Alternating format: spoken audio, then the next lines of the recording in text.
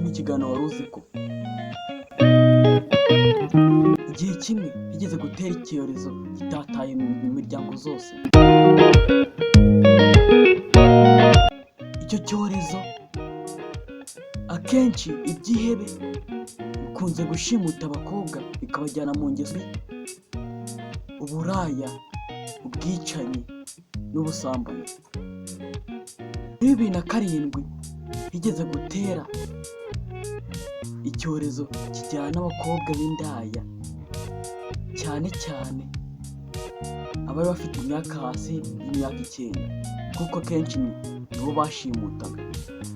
1971 Ubudage, Ubuyapani n'Ubushinwa byashimutaga abakobwa hejuru y'imyaka 12 bakabajyana mu ndaya no mu ngeso kugira ngo babafashe imirimo zabo zijyanye n'amategeko y'u Rwanda.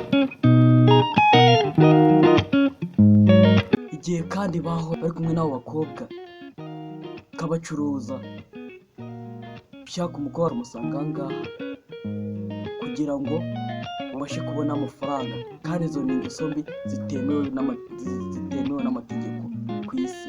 Iki ni ikiganiro wari uzi ko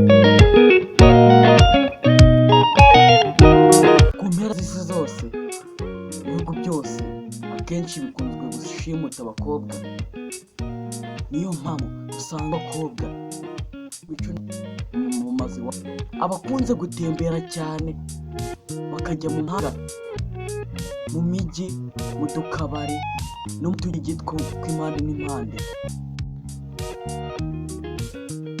Ubudage, Uburusiya n'Ubuyapani ibyo bikunze kujyana abakobwa cyane, dore ko igihugu cy'Ubuhinde gikunze kugira abantu benshi kurusha ibindi bihugu byose, kimwe n'Ubushinwa.